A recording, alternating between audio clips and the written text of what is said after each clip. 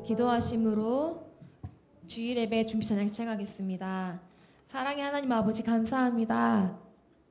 주님께서 저희들을 지난 한 주도 주님의 품 안에서 지켜주시고 거룩한 주일 함께 예배드리러 모이게 해주님 감사합니다. 하나님 아버지 시간 찬양 드리며 주님께 나아갈 때 온전히 주님께만 영광 돌리는 기쁨의 찬양 드릴 수 있도록 도와주시옵소서. 오고 있는 발걸음들 주님께서 안전하게 지켜주시고 함께 기쁨의 예배 드릴 수 있도록 인도하여 주시옵소서. 감사드리고 예수님의 이름으로 기도드립니다. 아멘.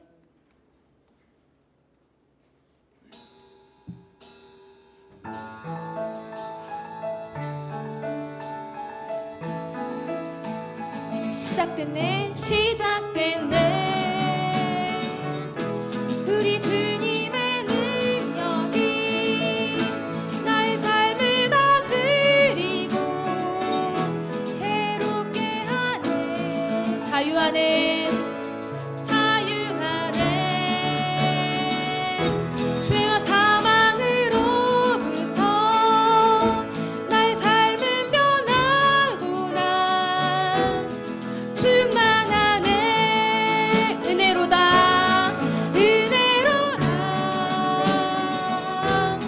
주의 은혜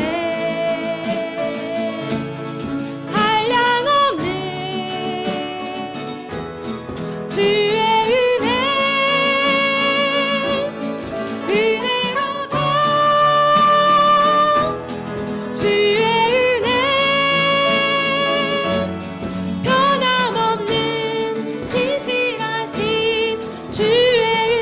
다시 한번 찬양하겠습니다.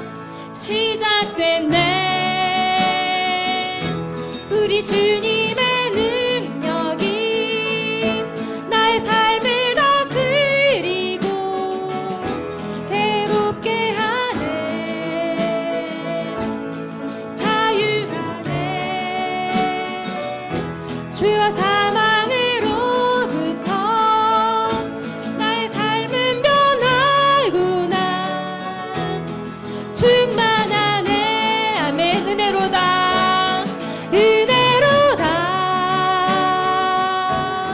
주의 은혜 한량없는 주의 은혜로다 주의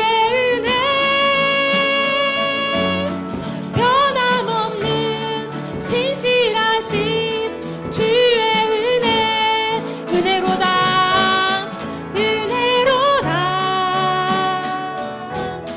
주의 은혜 한량없는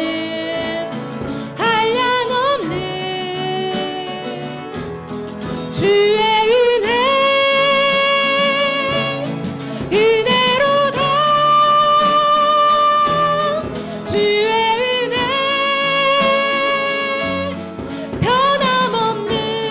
신실하신 주의 은혜 다시 한번 은혜로다 주의 은혜 한량없는 주의 은혜로다 주의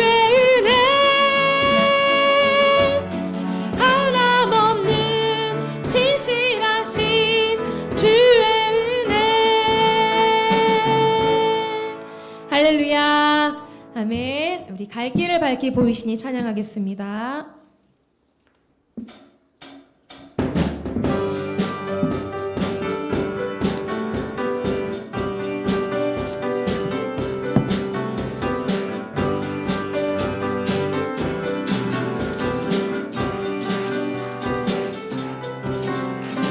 갈 길을 밝히 보이시니 갈 길을 밝히 보이시니 주 앞에 빨리 나갑시다. 우리를 찾는 구주 예수 곧 오라 하시네. 갈 길을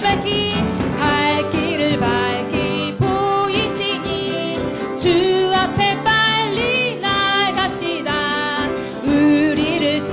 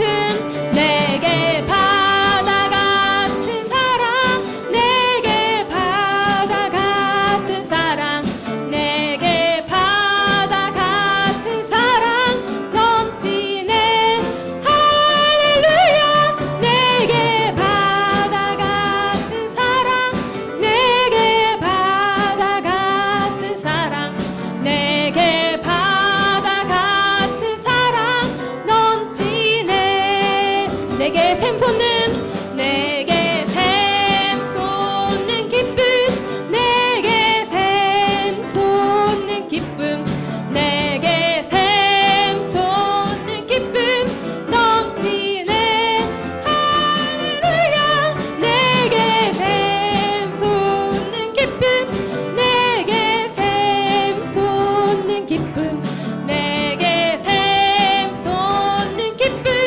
넘치네 내게 믿음 소망 사랑 내게 믿음 소망 사랑 내게 믿음 소망 사랑 내게 믿음 소망 사랑 넘치네 할렐루야 내게 믿음 소망 사랑 내게 믿음 소망 사랑 내게 믿음 소망 사랑 넘치네 내게 믿음 소망 사랑 내게 믿음 소망 사랑 내게 믿음 소망 사랑 내게 믿음 소망 사랑 넘치네 할렐루야 내게 믿음 소망 사랑 내게 믿음 소망 사랑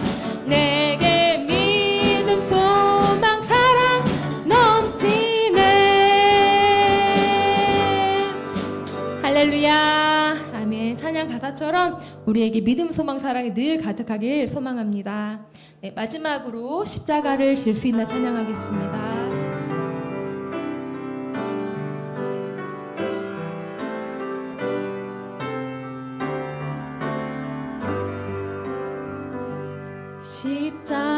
십자가를 질 수 있나 주가 물어보실 때 죽기까지 따르오리 정도 대답하였다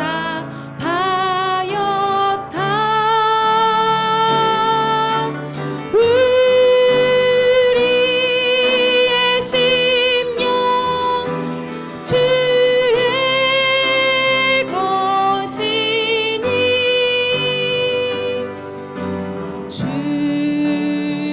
주님의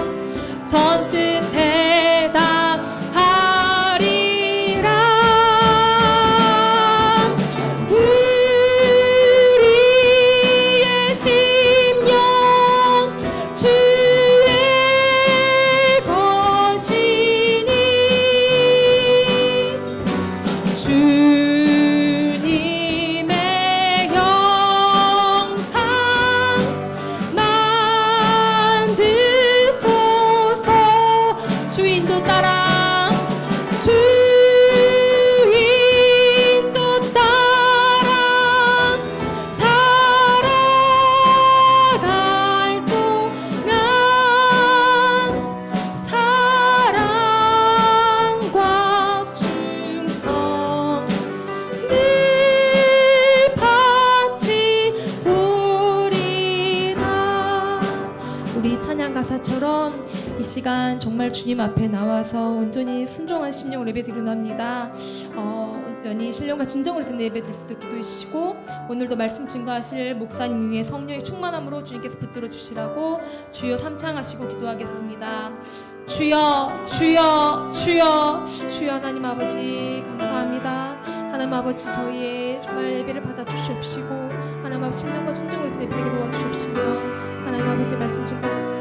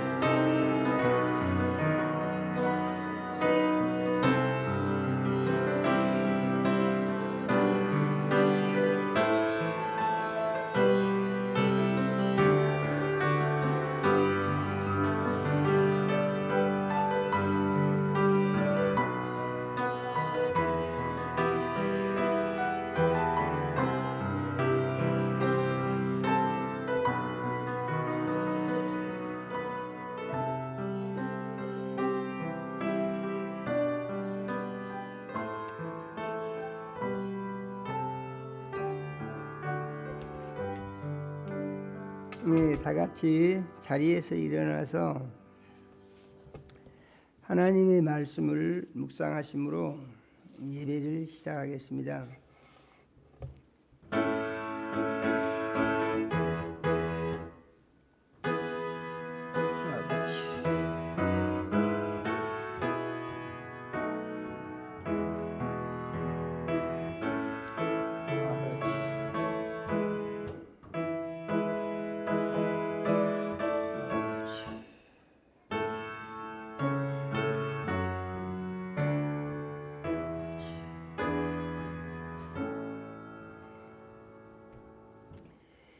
예수님이 말씀하시기를 너희가 내 안에 거하고 내 말이 너희 안에 거하면 무엇이든지 원하는 대로 구하라 그리하면 이루리라. 너희가 열매를 많이 맺으면 내 아버지께서 영광을 받으실 것이요 너희는 내 제자가 되리라. 아버지께서 나를 사랑하신 것 같이 나도 너희를 사랑하였으니 나의 사랑 안에 거하라. 내가 아버지의 계명을 지켜 그의 사랑 안에 거하는 것 같이 너희도 내 계명을 지키면 내 사랑 안에 거하리라.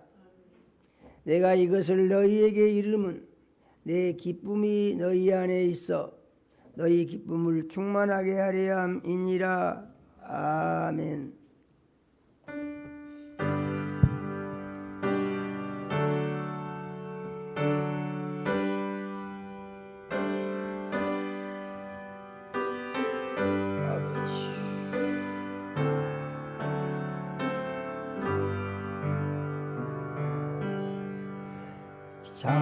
찬양 성부 성자 성령 성삼위일체계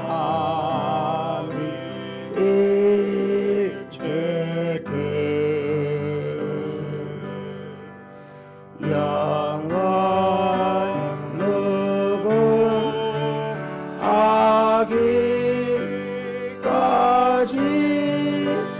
영광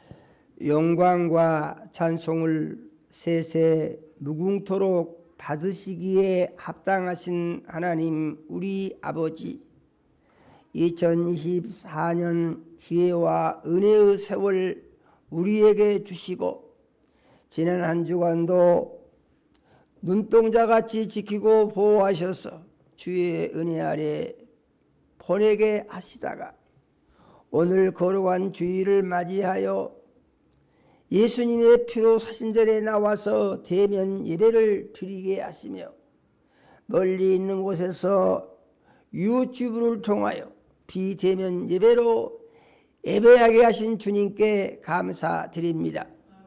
하나님 우리 아버지, 이 시간 우리의 모든 죄를 예수님 십자가 위에서 흘리신 보배로운 피로 씻어 깨끗게 하여 주시옵소서.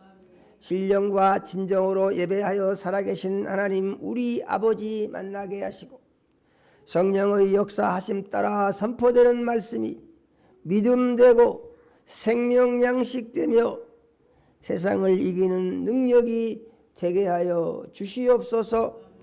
예수님 이름으로 기도드립니다. 아멘.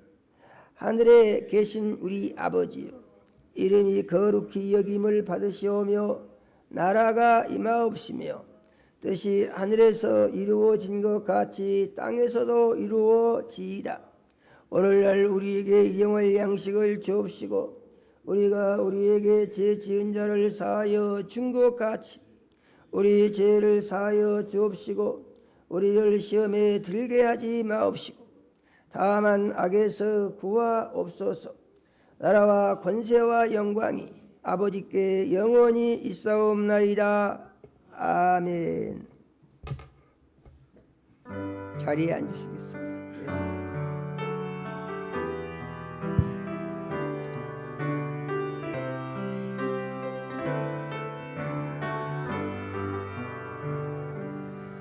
사랑합니다 나의 예수님, 사랑합니다 그가 아니요. 사랑합니다 나의 예수님, 사랑합니다 그것뿐이에요. 사랑한다 아들아, 내가 너를 잘 아노라. 사랑한다 아들아, 내게 축복도 하노라. 사랑합니다 나의 예수님, 사랑합니다 아주 많이요. 사랑합니다 나의 예수님, 사랑합니다 그것뿐이에요. 사랑한다 내 딸아, 내가 너를 잘 아노라. 사랑한다 내 딸아, 내게 축복도 하노라.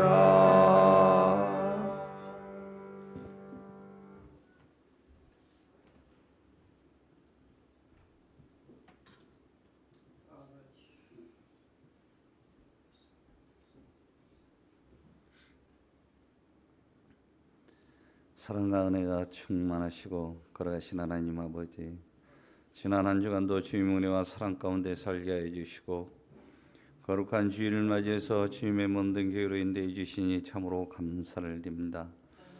믿음의 반석 위에 교회를 세우시고 부흥성장케 하신 하나님 아버지, 저희들의 교회가 이 땅의 빛과 소금의 역할을 감당하는 교회 되게 하옵시고 주님의 도심으로 많은 영혼들이 차고 넘치는 교회로 인도하여 주시옵소서. 오늘도 귀하신 목사님 세우시고 말씀 주시니 참으로 감사를 드립니다. 내일 성령 충만케 하시고 말씀을 선포할 때 생명의 말씀, 진리의 말씀, 능력의 말씀을 선포케 하시며 이 시대에 가장 주님을 기쁘시게 하는 귀하신 목사님으로 사용하여 주시옵소서. 주님을 사랑하는 자녀들 이 자리에 모였습니다. 신령과 진정으로 드려지는 예배되게 하옵시고 선포되는 말씀 가운데 은혜 충만 성령 충만 받게 하옵시며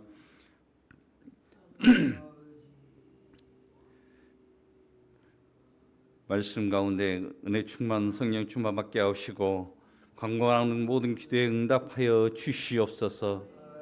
선포되는 말씀 믿음 되게 하옵시고 말씀 의지하고 하늘에 소망 삼고 살아가게 하옵시고 말씀에 순종하고 복종해서 주 안에서 참 평안과 안식을 누리고 말씀을 가르쳐 지키는 사명 감당해서 주님의 기쁨과 영광이 되는 삶이 되게 하여 주시옵소서. 예수님 이름으로 기도했습니다. 아멘.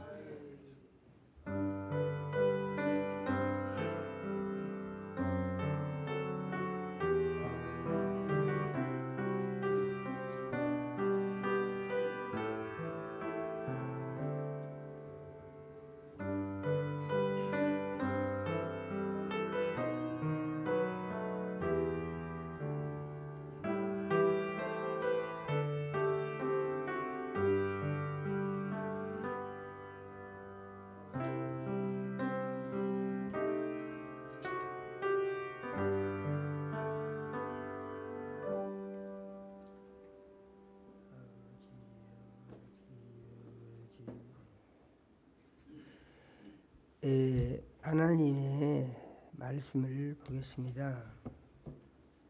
하나님의 말씀은 고린도후서 9장 5절에서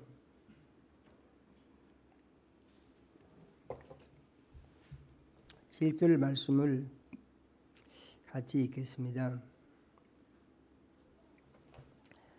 고린도후서 9장 5절에서 7절 말씀을 같이 읽습니다. 같이 읽겠습니다. 그러므로 내가 이 형제들로 먼저 너희에게 가서 너희가 전에 약속한 연보를 미리 준비하게 하도록 권면하는 것이 필요한 줄 생각하였노니 이렇게 준비하여야 참 연보답고 억지가 아니니라. 이것이 곧 적게 심는 자는 적게 거두고 많이 심는 자는 많이 거둔다 하는 말이로다. 각각 그 마음에 정한 대로 할 것이요 인색함으로나 억지로 하지 말지니 하나님은 즐겨내는 자를 사랑하시느니라. 아멘.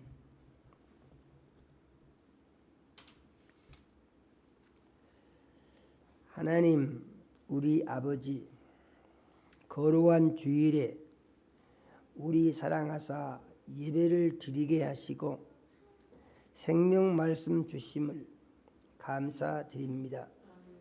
우리 주의 보혜사 성령님, 이 시간 종의 마음과 생각을 주장하여 주시며 입술을 사용해 주시어서 하나님 우리 아버지, 우리 사랑하시고 주시기 원하는 말씀을 선포할 수 있게 역사하여 주시옵소서.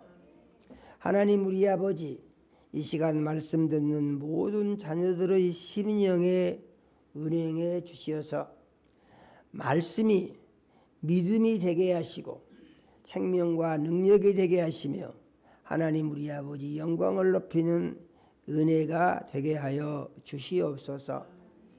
예수님 이름으로 기도드립니다.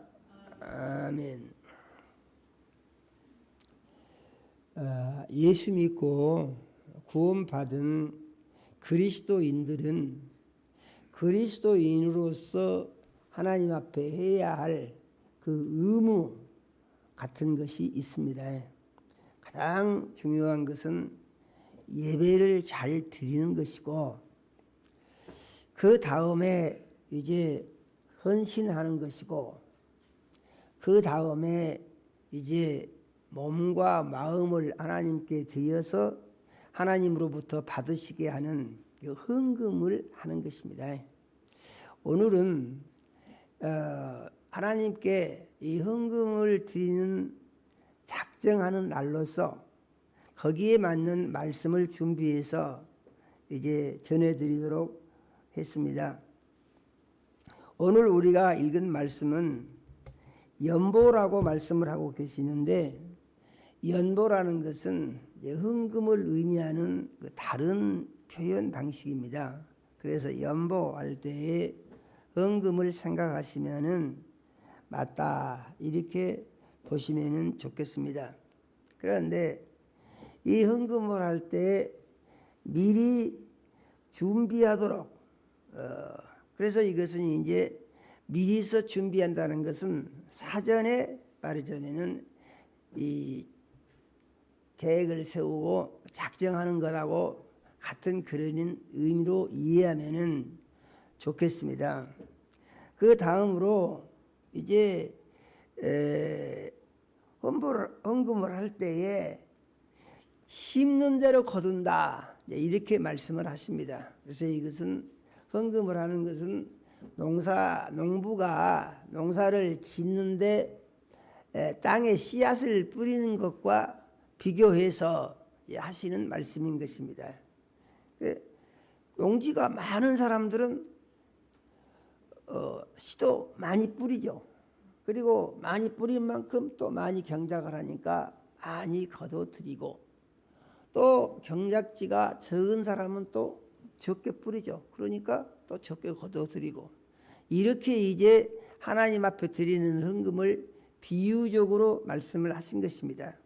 그래서 이 말씀의 진정한 의미는 헌금을 드리는 것은 없어지는 것이 아니고 풍성하게 거두는 씨를 뿌리는 준비하는 것이다. 이러한 의미의 말씀입니다. 7절에 보니까 이렇게 이제 헌금을 작정을 하고 헌금을 드리는 데 있어서 자기가 정해서 하라고 이렇게 말씀하십니다. 자기가. 그러니까 성경을 보게 되면은 어디에도 하나님이 전능하신 하나님이시고 능히 하실 수는 있는 하나님이시지만은 강제로 하시는 것은 없습니다.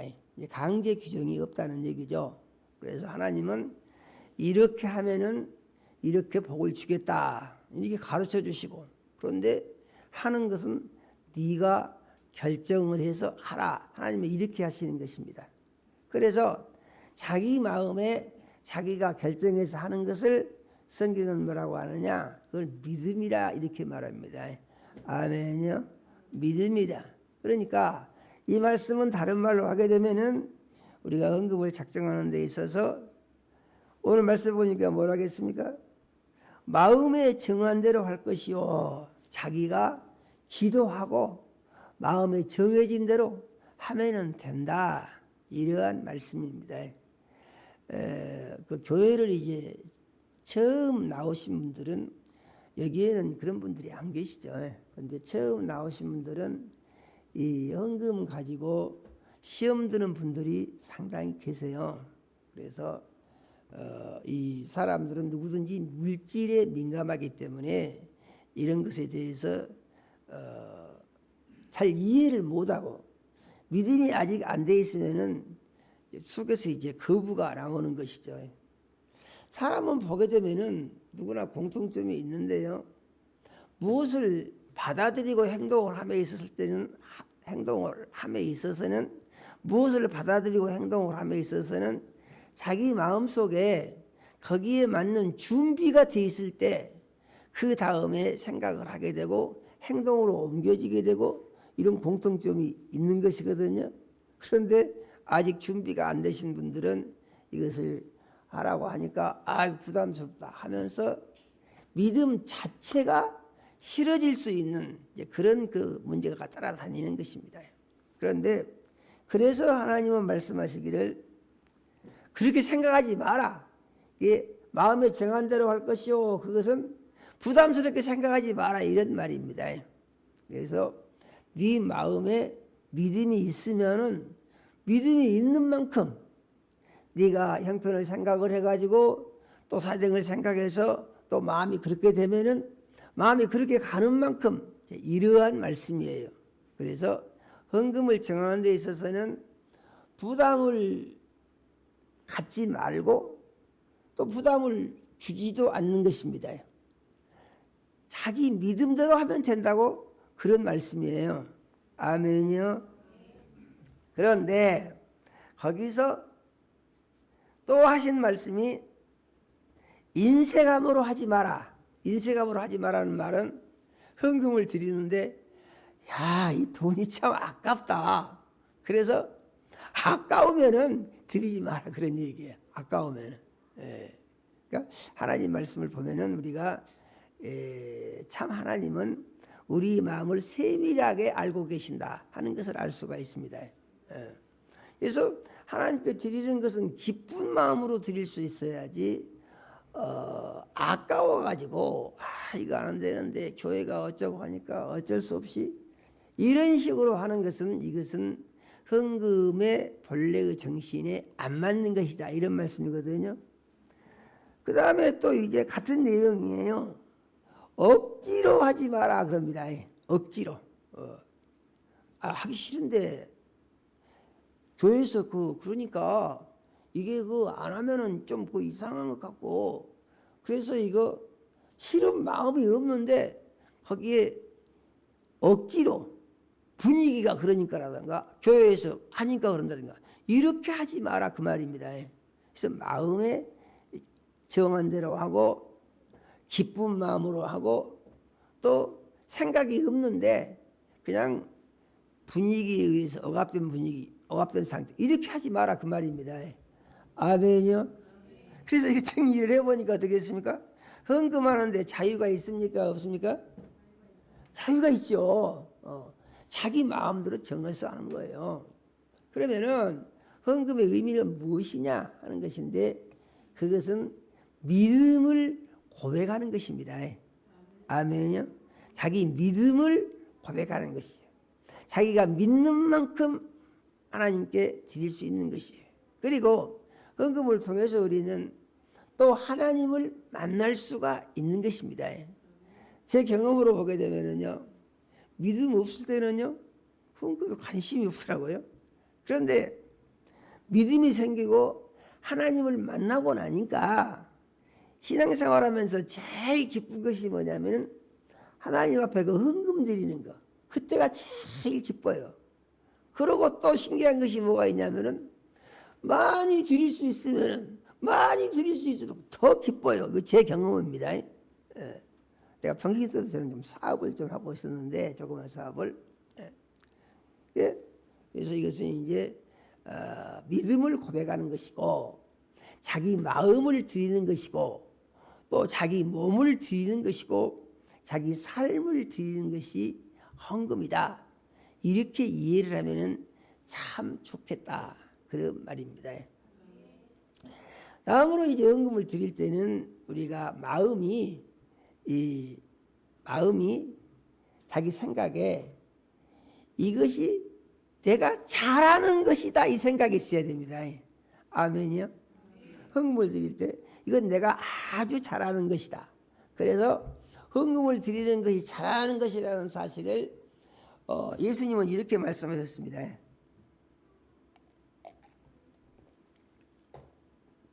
너희 보물을 땅에 따지지 마라. 이게 마태복음 6장 19절에서 21절에 있는 말씀이에요.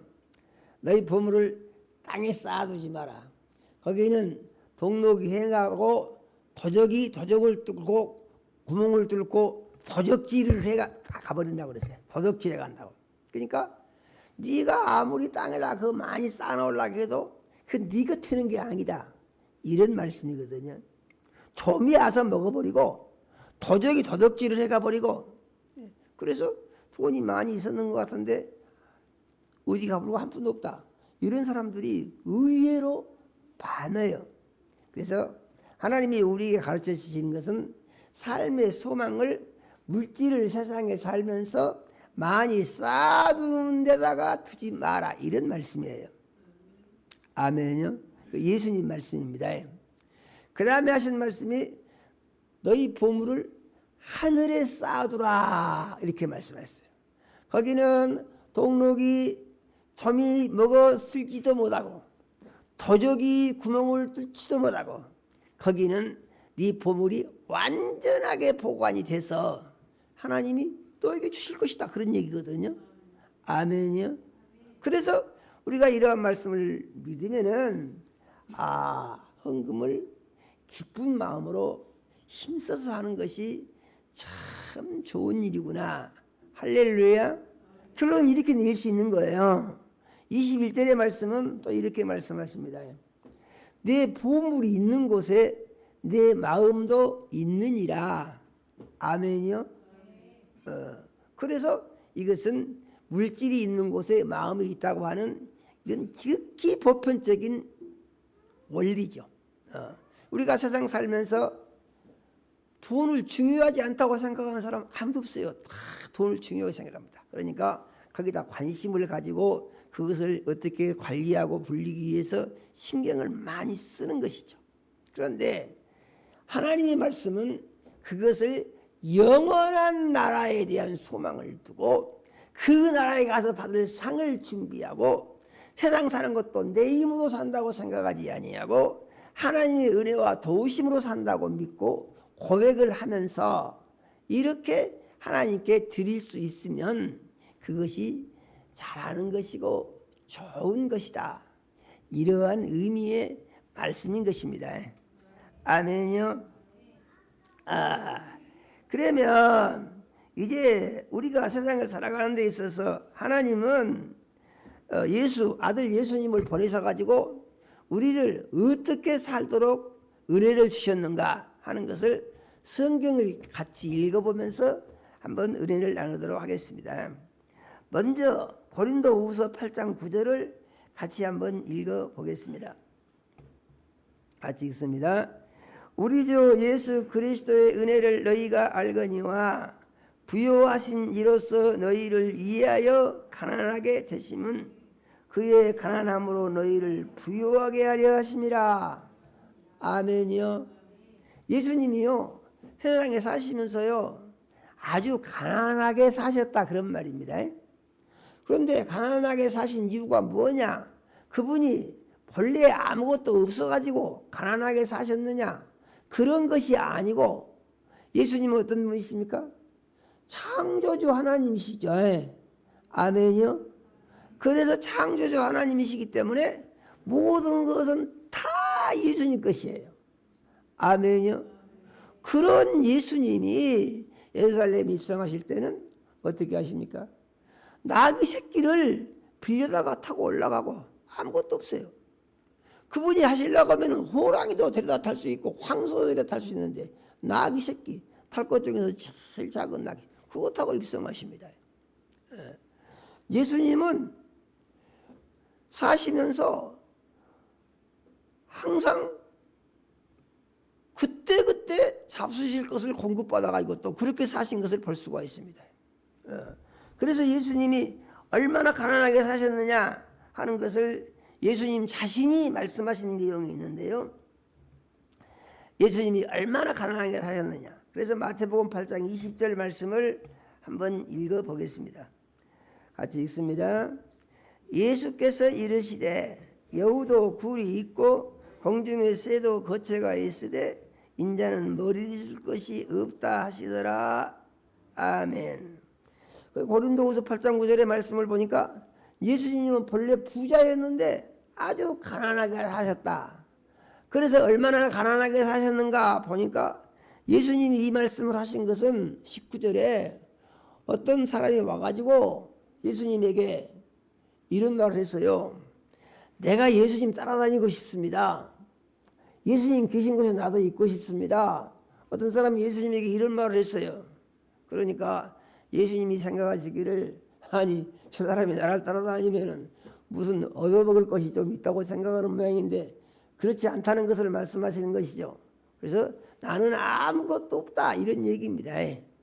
그래서 이것을 어떻게 표현하신가 보니까 여우도 굴이 있고 공중에 새도 거처가 있으되 둥지가 있다는 얘기죠. 뭐라고 하십니까? 인자는 나는 머리 둘 곳이 없다 이렇게 말씀하셨어요. 아멘이요. 예수님은요, 그러니까 가진 것이 아무것도 없다는 것입니다. 그래서 사람은 누구든지 가난하다고 해도 몸뚱이 이런 조그만 방 같은 것은 거의 있죠. 그런데 예수님은 그것마저도 없다 그런 말이죠. 그래서 예수님은 아주 가난하게 사셨다. 이 가난하게 사신 이유가 무엇인가를 고린도후서 8장 9절이 설명을 해주는데, 예수님이 가난하게 사신 이유는 우리들로 하여금, 그러니까 예수 믿는 자들로 하여금 그들의 가난마저도 예수님이 다 짊어지시고 가시고, 그래서 믿는 사람들은 다 부자로 잘 살도록 하기 위해서 예수님이 가난하게 사셨다 그런 말이거든요. 그래서 하신 말씀이 그의 가난함으로 너희를 부유하게 하려 하심이라 이렇게 말씀하시는 것입니다. 아멘요. 그런데 또 예수님은 또 다른 말씀도 하셨어요. 뭐냐면은 부자 되기 위해서 애쓰지 마라 그런 말씀하셨거든요. 그리고 예수님이 말씀하시기를 먹을 것과 입을 것이 있으면은 족한 줄로 알고 이렇게 말씀하십니다. 그러니까 돈을 많이 쌓아놓고 부자로 살려고 애쓰지 마라 이런 말씀이에요. 그거 왜 그러냐 보니까 이 땅에다가 물질을 많이 쌓으려고 하면은 그것이 어쩐다고 그랬습니까? 그것 때문에 욕심이 생겨가지고 죄를 짓게 된다 이런 말이죠. 그리고 아무리 많이 쌓아놔 봐야 그것이 네 영혼에는 유익이 안 된다 그 말입니다. 영혼에는 유익이 안 된다는 얘기죠. 그래서 어떤 사람이 농사를 잘 지어가지고 크게 풍년이 들었대요.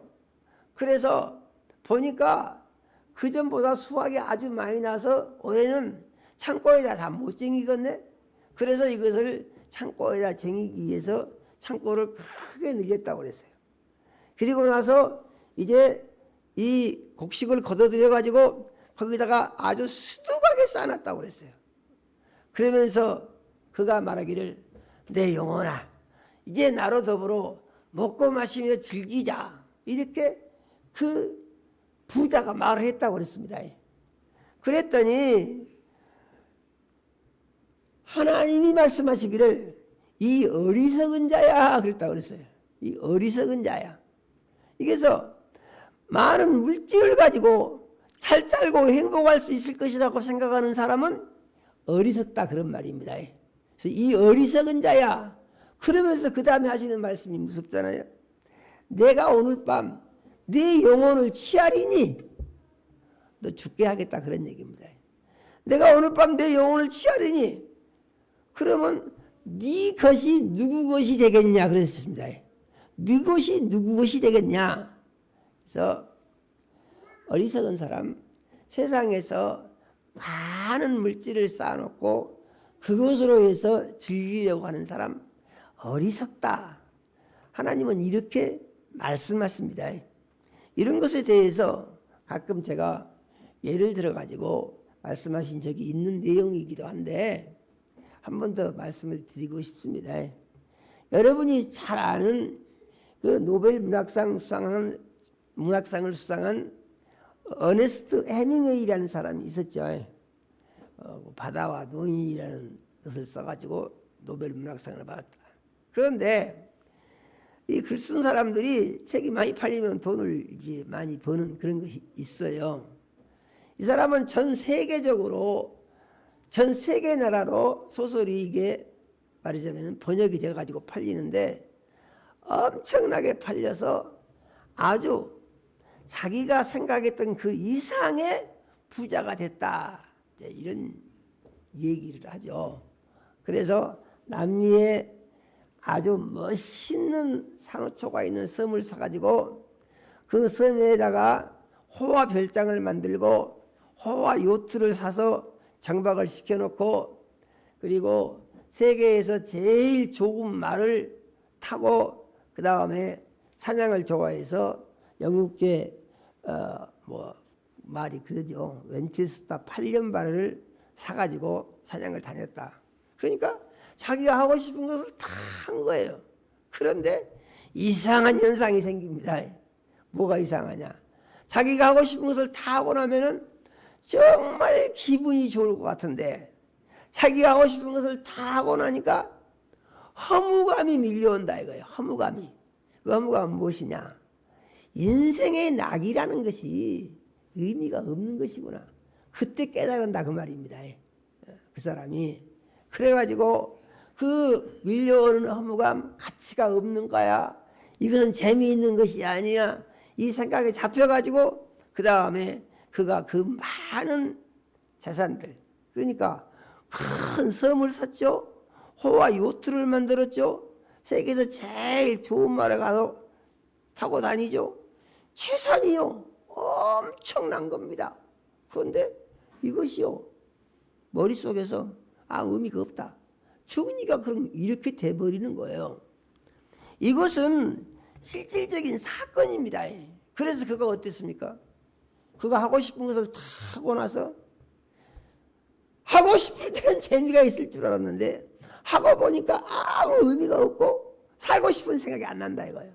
그래서 그 사람은 총으로 자기를 쏴서 죽고 맙니다. 엉뚱한 얘기 같습니다. 이 말씀은 다른 말로 하게 되면은 우리가 세상에 살면서 물질을 가지는 것도 하나님을 위해서 가질 때에 의미가 있는 것이다. 그런 얘기예요. 아멘이요. 우리가 물질을 쓰는 것도 하늘나라의 소망을 두고 하나님을 위해서 쓸 때 그 물질이 가치가 있는 것이고 자기에게 영원한 유익이 되는 것이다. 그러한 의미의 말씀인 것입니다. 보면은 그래도 가난한 것보다는 조금 부자로 사는 것이 좋은 것 같은 생각이 들기도 해요. 누가복음 16장에 보게 되면은 아주 가난한 사람과 부자가 잘 이렇게 비유적으로 예수님이 직접 설명을 하고 계시지 않습니까?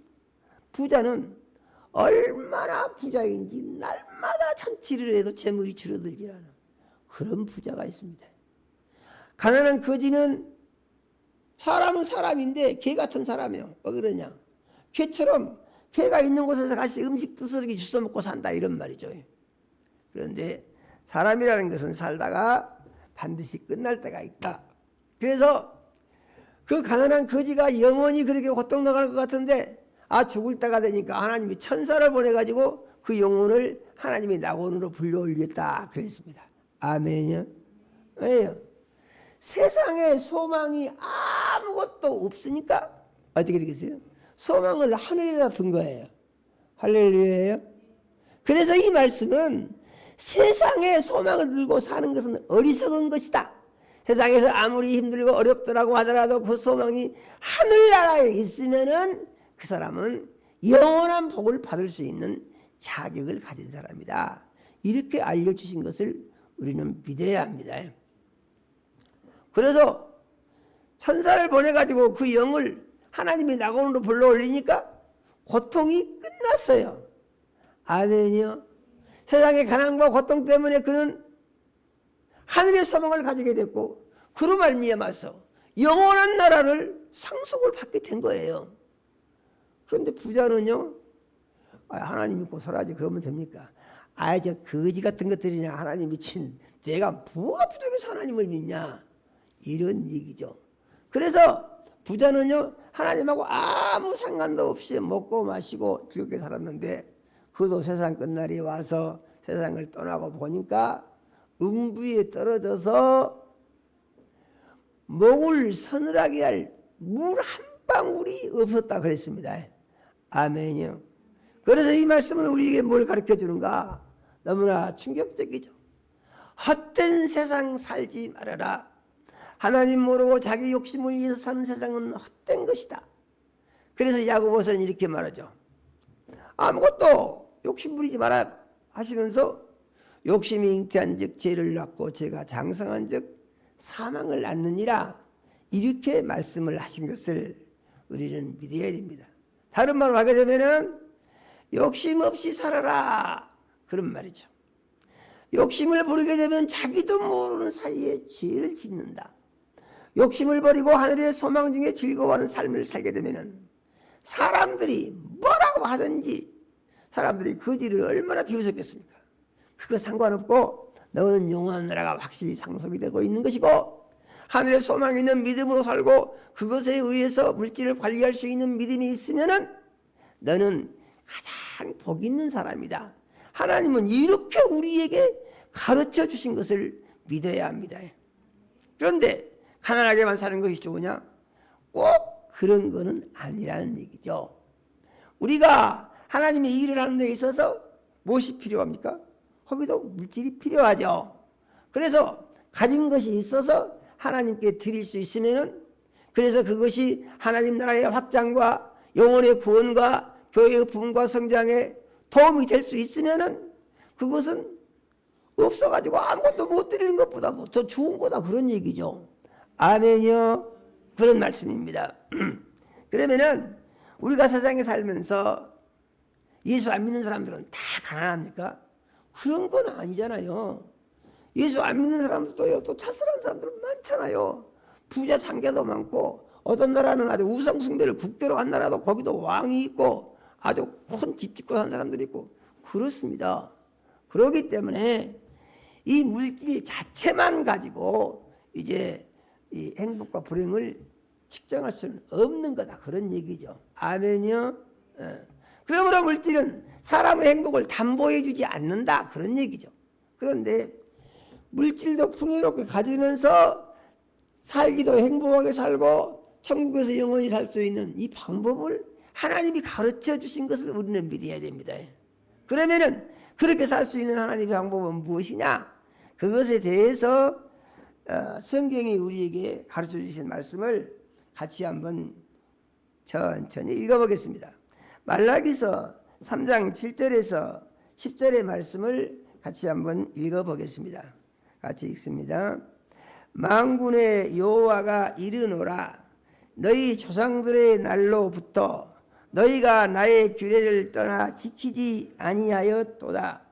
그런즉 내게로 돌아오라 그리하면 나도 너희에게로 돌아가리라 하였더니 너희가 이르기를 우리가 어떻게 하여야 돌아가리까 하는도다. 사람이 어찌 하나님의 것을 도둑질하겠느냐? 그러나 너희는 나의 것을 도둑질하고도 말하기를 우리가 어떻게 주의 것을 도둑질하였나이까 하는도다. 이는 곧 11조와 봉헌물이라. 너희 곧 온 나라가 나의 것을 도둑질하였으므로 너희가 저주를 받았느니라. 만군의 여호와가 이르노라 너희의 온전한 11조를 창고에 들여 나의 집에 양식이 있게 하고 그것으로 나를 시험하여 내가 하늘문을 열고 너희에게 복을 쌓을 곳이 없도록 붓지 아니하나 보라. 아멘이요.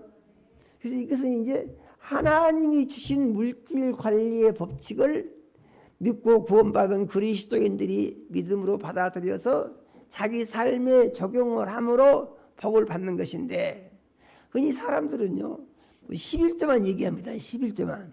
그런데 성경을 보니까 11조만 얘기한 것이 아니고 봉헌물도 같이 말을 해요. 아멘이요. 봉헌물.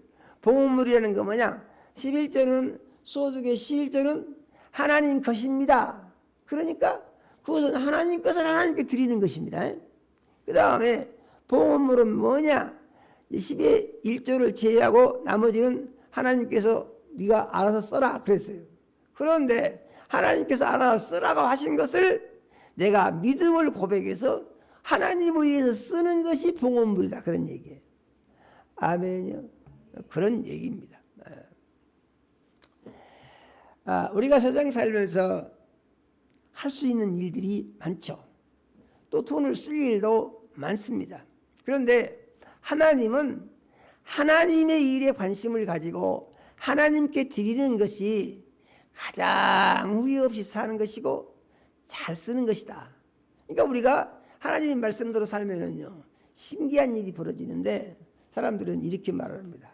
제가 어떤 목사님이 설교하는 걸 듣고요 많이 놀랐어요. 왜 놀랐냐면은 자기 교회 교인들은 11조를 100% 합니다. 그렇게 말을 해요. 아니 저것은 아닌 것 같은데 어떻게 교인들이 11조를 100% 하게 그렇게 할 수가 있냐. 그런데 그 다음 말씀을 들어보니까 뭐라고 하냐면은 그런데 그것을 하나님께 드리는 사람이 있고 또 마귀에게다가 바치는 사람들이 있습니다. 이렇게 말을 해요. 11조는 하나님께 드리는 것이 11조지 뭐 마귀에게 주는 것이 11조입니까? 그런데 그 목사님은 그렇게 얘기를 하더라고요. 놀라운 사실이 있습니다. 하나님께 헌물을 드리면은 하나님께 물질을 드리면은 그것이 자기에게 가진 것이 줄어든 것 같고 쓸 곳을 못 쓴 것 같고 이런 생각이 든다는 얘기죠. 그런데 우리가 알 것이 있습니다. 뭐냐면은 하나님께 드리면 하나님께 축복의 씨앗을 심는 것이요 그로 말미암아서 하나님이 너를 지켜주시고 너를 보호해 주시고 너를 복주시고 너를 잘 되게 해서 그래서 하나님께 안 드리고 네 머리로 연구해가지고 이렇게 저렇게 쓰려고 하는 것보다는 훨씬 더 복이 되게 하나님이 해 주신다는 것이에요. 아멘이요. 그런데 이 믿음을 가지려고 하면은 문제가 생깁니다. 무슨 문제가 생기냐면은 다 그런 건 아닙니다. 믿은 사람들은 그냥 그대로 믿음으로 받아들여요. 그 복이 되는 것이죠. 그런데 문제가 생기는 경우는 어떤 경우가 생기냐. 그런데 하나님이 내게 어떻게 복을 주시지? 아니 내가 생각해 보건데 별로 그렇게 하나님 앞에 드린다고 하더라도 내가 별로 뭐 잘 될 일이 별로 없는 것 같아. 이런 생각을 하는 사람들이 아주 많다 그런 얘기예요. 그러면은 그 생각이 잡히면 어떻게 되겠습니까? 하나님께 드리는 것이 그 생각에 의해서 제한을 받겠죠. 그러지 않겠습니까? 우리 믿음이라고 하는 것은 하나님께 드릴 때는 하나님은 복을 주시는데 하나님의 방법으로 내게 주실 것이다. 이렇게 믿어야 합니다. 아멘요. 하나님의 방법으로 내게 주실 것이다. 그 하나님의 방법은 뭐죠? 그건 하나님이 알아서 하시는 거예요. 아멘요. 그래서 하나님이 주실 복을 자기가 먼저 생각을 해보니까 아 별로 없을 것 같아. 그러면은 믿음이 도망간다 이런 얘기예요. 아멘요. 그래서 믿음이라는 것은 무엇이냐? 하나님의 말씀을 그대로 믿고 아멘요. 그 다음에 믿었으면 어떻게 하죠? 바라는 것이 있었네. 바라는 것. 믿음은 바라는 것이 실상이요 보지 못하는 것들을 증거니 선진들이 이어서 증거를 얻었느니라. 하나님 말씀이 그러하잖아요. 그래서 믿었으면은 그것을 그 믿음의 말씀이 제게 이루어지기를 바라는 소망이 있어야 한다는 얘기죠. 그리고 그 소망을 가지고 믿음으로 산다 하는 것을 가르쳐 주신 것이 하나님의 말씀인 것을 우리는 믿어야 됩니다. 아멘이요. 그래서 이 믿음을 가지는 데 있어서 우리에게 하나님 가르쳐 주신 것이 아브라함의 믿음이죠. 아브라함은 하나님이 복 주신다고 하니까 하나님 말한 대로 했는데 25년이 지난 다음에야 하나님 복을 제대로 주셨다는 얘기죠. 아멘이요. 그 이전에는요 하나님이 계속해서 믿음을 잘 하는가 안 하는가 보고 계셨다는 것입니다. 그래서 우리가 믿음 생활을 잘하는 데 있어서 중요한 것 말씀을 붙들고 믿어야 된다. 아멘이요. 말씀을 붙들고 믿어야 된다. 그 다음에 말씀을 붙들고 믿었으면 그 말씀을 자기 생각으로 바꾸지 말아야 된다. 아멘이요. 자기 생각으로 바꾼다는 말의 의미가 이해가 되시죠? 말씀이 있는데 자기 나름대로 자기 형편에 맞게 해석을 해가지고 자기가 결론을 내리나. 우리는 믿음에 대한 결론을 말씀으로만 내려야 됩니다. 그런데 그렇게 하지 않고서 자기가 생각해보고 자기 나름대로 결론을 내리나. 이 문제가 어디서 붙느냐? 말씀에 맞게 생각하지 아니하고 자기가 자기 나름대로 생각해서 자기의 결론을 내리는 것은 이것은 죄가 되는 것이에요. 아멘이요. 왜냐하면 하나님의 말씀에 대한 믿음을 가져야 되는데 하나님의 말씀에 대한 믿음을 갖지 아니하고 자기 생각으로 말씀을 제한을 해버린다는 얘기입니다. 말씀을 제한을 할 때 공통적인 특성이 있는데 그것은 무엇입니까? 부정적인 입장에서 말씀을 제한하는 것입니다. 그러니까 이게 하나님의 뜻이 그 안에서 이루어질 가능성이 없죠. 그러므로 우리가 오늘 이제 헌금을 기도하면서 기도한 대로 작정하는 데 있어서요, 답은 그것입니다. 하나님 말씀이 이러한데 정하는 것은 네가 알아서 정해라 그런 거예요. 아멘이요? 네 믿은 대로 정해라. 믿은 대로. 네 믿은 대로 정해. 그러니까 억지로 하지 말고 인색함으로 하지 말고, 이런 다른 말로 하게 되면 편안한 마음으로 하라 그 말입니다. 자기 믿음의 분량대로 하라 그러한 말입니다. 하나님께 바라는 대로 하라 그러한 말입니다. 그러면 그에 대한 복은 하나님이 주실 것이니, 네가 하나님이 주실 복은 하나님이 주신다고만 믿고, 근데 뭔 복을 어떻게 주시려고 하시지? 여기까지 생각하면 복잡하니까 그렇게 하지 마라 그런 말입니다. 그래서 결론은 그것입니다. 헌금을 작정하시는데 편안한 마음으로 하시기 바랍니다. 할렐루야요. 말씀을 들었지만은 자기 속에 받아들여져야 되고 정리가 돼야 됩니다. 그래서 그 말씀대로 자기가 할 수 있는 데까지 그렇게 하시기 바랍니다. 그렇게 해서 오늘 헌금 작정이 편안한 마음으로 기쁨으로 작정되는 그런 시간이 되시기를 바라고, 큰 축복의 씨앗을 심는 기회가 되시기를 바랍니다. 아멘이요. 우리 기도합시다. 하나님, 우리 아버지, 참으로 사랑하는 자녀들, 천하보다 귀한 영혼들을 이 자리에 모으시고, 하나님, 우리 아버지께서 2024년의 축복의 씨앗을 아버지께 심어 드릴 수 있는 헌금 작정 시간을 갖게 하신 은혜를 감사합니다. 하나님, 우리 아버지, 우리가 헌금을 작정할 때 말씀만 붙들고 말씀대로만 하게 하옵소서. 그러므로 마음에 정한 대로 하게 하시고 억지로나 인색함으로 하지 않게 해주시며 기쁜 마음으로만 할 수 있도록 도와 주시옵소서. 예수님 이름으로 기도드립니다. 아멘. 할렐루야. 감사합니다. 이 시간에는 그 헌금 작정하는 시간인데요, 우리 회계부장이신 최성민 집사님이 나오셔서 헌금 작정에 대한 인도를 해 주시겠습니다. 할렐루야요. 그래서 여기 마이크가 준비되어 있는가 모르겠네.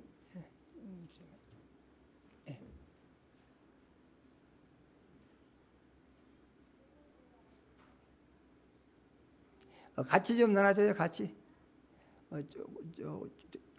권웅 집사님 같이 좀 나눠줘요.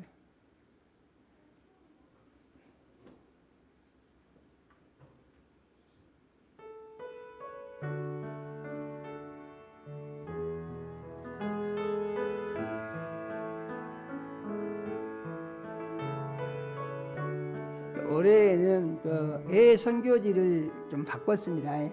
같은 곳을 몇 년 동안 오랫동안 해왔기 때문에 해외 선교지를 바꿨고, 그 다음에 이제 건축원금은 올해는 작정을 안 하는 것으로 그렇게 했습니다.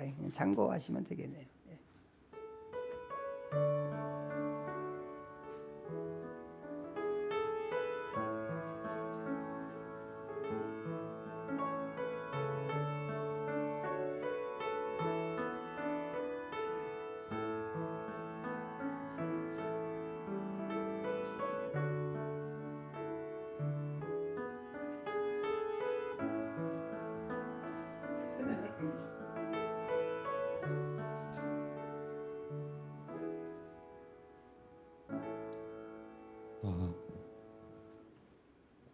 네, 이 시간은 2024년 소망의 해를 맞이하여 믿음을 고백하고 한 해 동안 받을 축복의 씨앗을 심으며 주님의 몸된 교회의 한 해 예산 편성에 참여하기 위해서 헌금을 작정하는 시간입니다.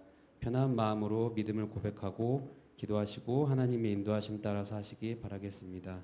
먼저 11조부터 같이 한번 보도록 하겠습니다. 11조는 그리스도인이 예수 믿고 구원받아서 하나님께 돌아온 표로 수입의 10분의 1을 하나님께 드려서 믿음을 고백하는 헌금입니다. 하나님은 11조를 온전히 드리는 자에게 큰 축복을 약속하셨습니다. 선교헌금, 대학생 선교, 문서 선교, 미자립 교회 후원, 교회 홈페이지 유지 관리, 서버 도메인 동영상 서버 사용료에 쓰이는 헌금입니다. 해외 선교헌금, 해외 단기 선교와 대만과 중국 연변 선교사님을 지원하는 헌금입니다.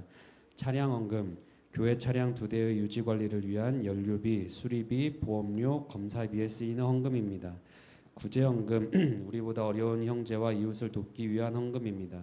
장학헌금, 장학 혜택, 교역자 자녀, 학생, 청년을 통해 젊은 일꾼 양성을 위해 쓰이는 헌금입니다. 주일헌금, 매 주일 예배 시 하나님을 뵙기 위해 일정한 금액을 정하여 하나님께 드리는 헌금입니다. 씨앗헌금, 교회 재정과 별도 관리로 순수 영혼 구원을 위해 쓰이는 헌금입니다.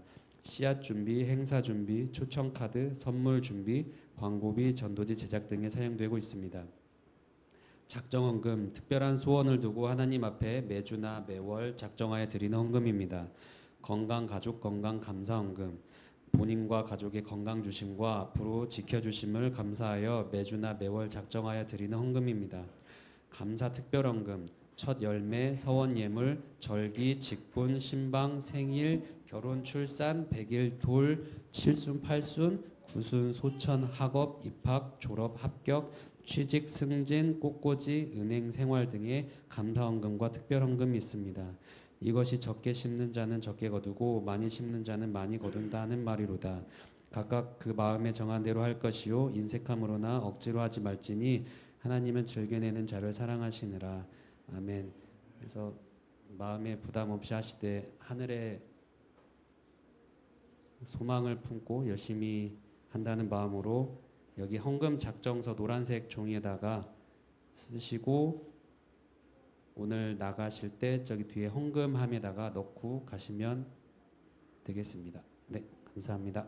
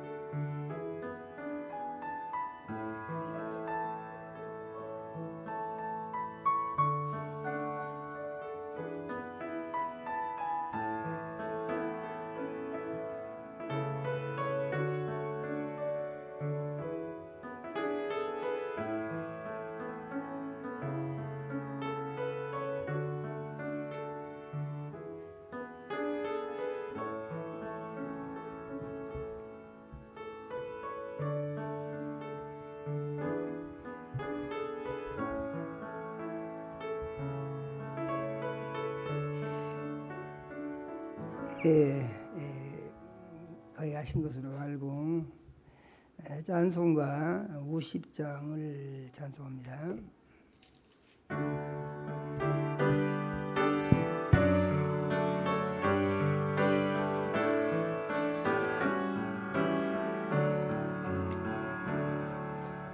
내게 있는 모든 것을 아낌없이 드리는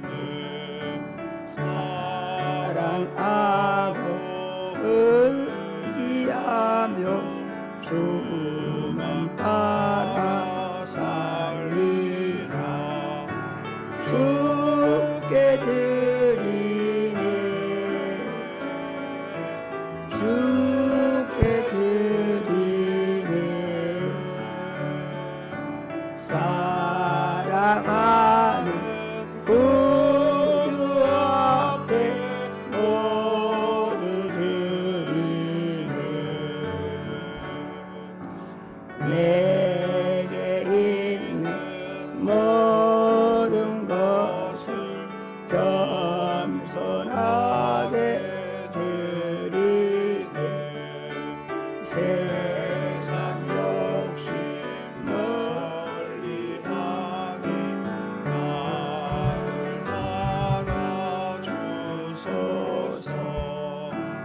주께 드리네 주께 드리네 사랑하는 구주 앞에 모두 드리네 내게 있는 모든 것을 주를 위해 드리네 주의 성령 충만하게 내게 내려 주소서 주께 드리네 주께 드리네 사랑하는 구주 앞에 모두 드리네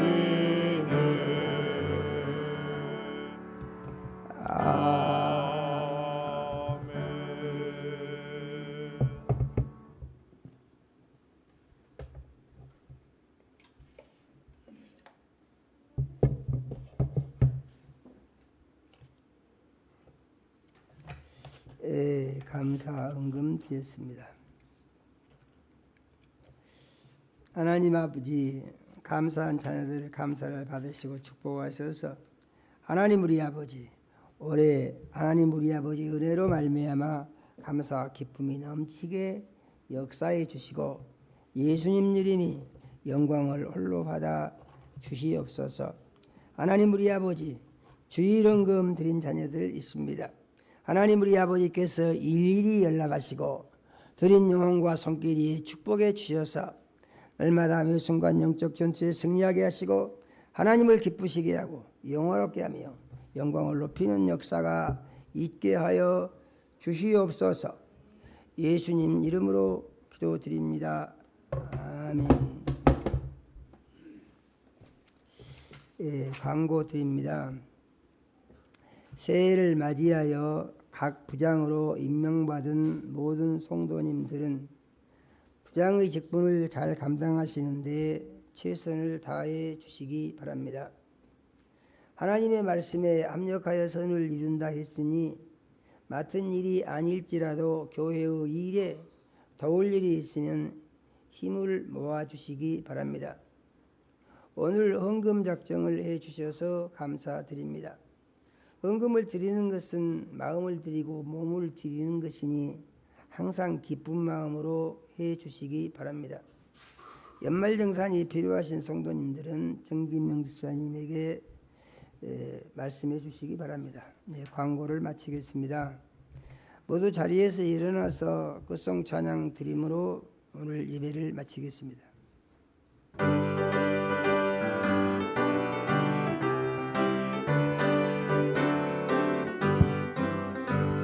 제사자들이여 어서 와서 어둠을 물리치고 주의 진리 모르는 백성에게 복음의 빛 비춰라. 이 제사자들이여 복음의 빛 비춰라. 죄로운 밤 밝게 비춰라. 제사자들이여 선한 사역 위하여 힘을 내라. 저 함께 하시겠네. 제 크신 사랑을 전파하며 복음의 빛 비춰라. 이 제사자들이여 복음의 빛 비춰라. 괴로운 밤 밝게 비춰라. 이 제사자들이여 주님 부탁하신 말 순종하여 이 진리 전파하라. 산을 넘고 물 건너 힘을 다해 복음의 빛 비춰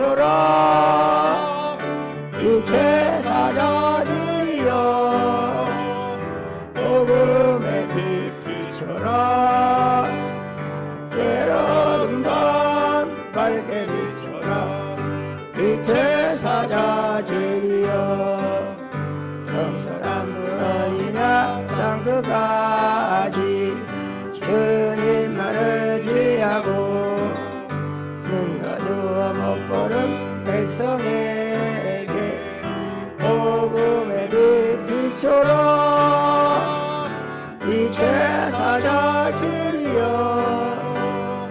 복음의 빛 비춰라 괴로운 밤 밝게 비춰라 빛의 사자들이여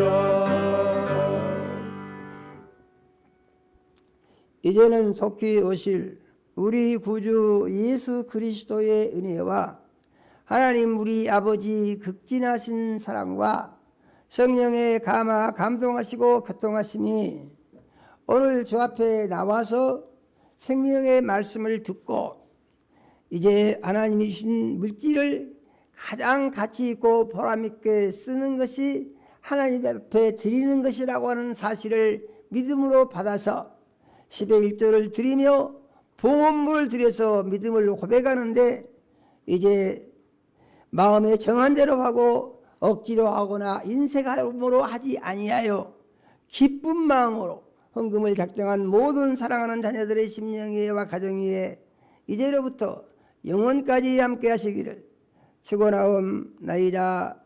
아멘.